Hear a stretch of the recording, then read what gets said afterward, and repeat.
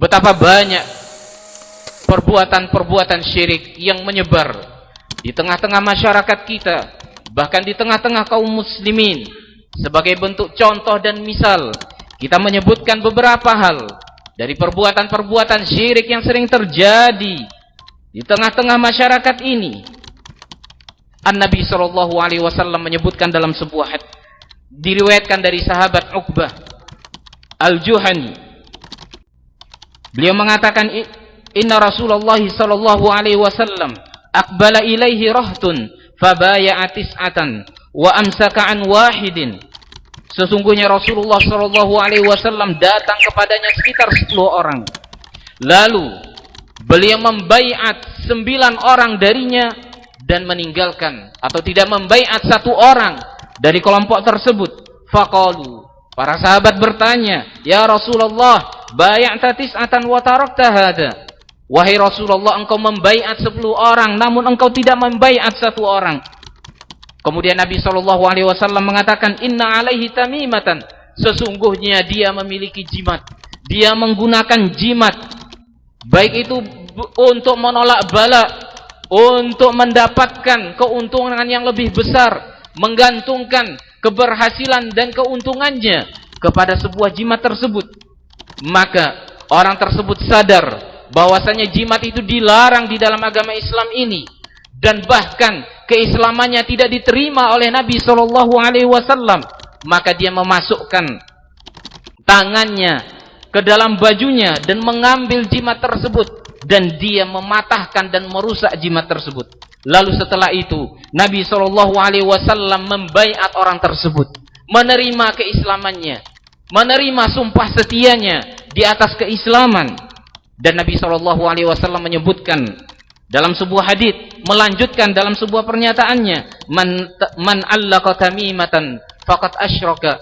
Barang siapa yang menggunakan jimat, yang menggantungkan jimat, baik pada tubuhnya, pada kendaraannya, atau pada rumahnya, atau pada warung dan tokonya, maka sungguh dia telah melakukan perbuatan syirik.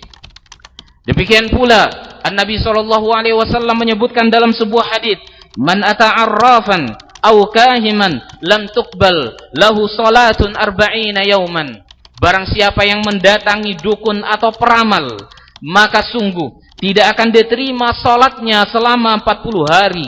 Baik itu salat fardunya, salat sunnahnya, salat witirnya, salat tahajudnya, tarawihnya, tidak diterima oleh Allah Subhanahu wa taala selama 40 hari.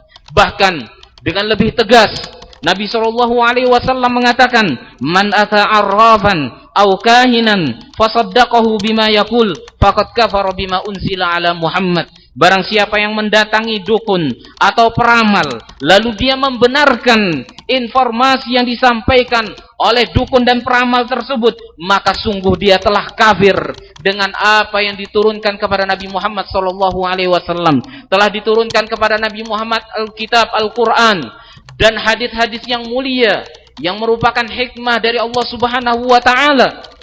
Maka dia telah kafir dengan apa yang diturunkan dari Nabi Muhammad kepada Nabi Muhammad ketika dia mempercayai satupun ucapan dari seorang dukun atau peramal, dikarenakan tidak ada yang mengetahui perkara gaib melainkan Allah Subhanahu wa taala. Qul la ya'lamul ghaiba illallah.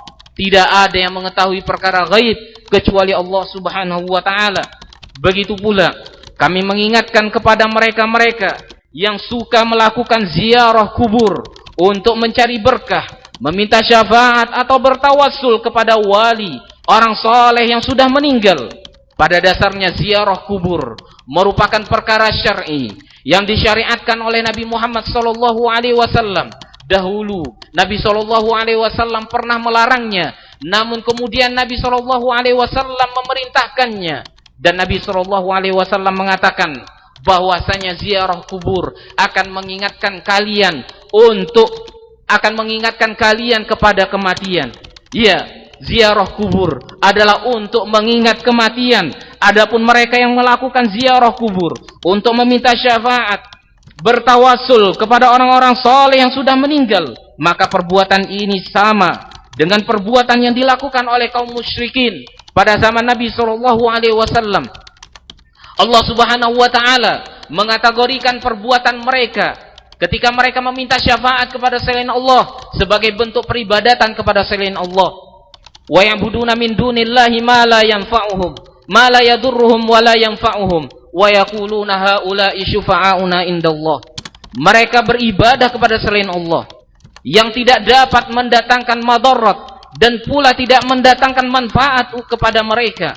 Dan mereka mengatakan alasan mereka, haula'i syufa'auna indallah, mereka adalah pemberi syafaat kami di sisi Allah Subhanahu wa taala. Allah Subhanahu wa taala mengategorikan perbuatan mereka sebagai bentuk ibadah kepada selain Allah Subhanahu wa taala. Allah yang mengatakannya, bukan saya, bukan ulama fulan, akan tetapi Allah mengatakan wa ya'buduna min dunillah. Mereka beribadah kepada selain Allah Subhanahu wa taala. Syafaat adalah milik Allah Subhanahu wa taala, maka mintalah kepada Allah syafaat tersebut. Nabi Muhammad sallallahu alaihi wasallam akan memberikan syafaat pada hari kiamat, tapi kita tidak meminta syafaat kepada Nabi Muhammad, tapi kita memintanya kepada Allah Subhanahu wa taala. Allahumma syafi'hu fina, ya Allah Subhanahu wa taala, perkenankan Nabi Muhammad untuk memberikan syafaat kepada kami.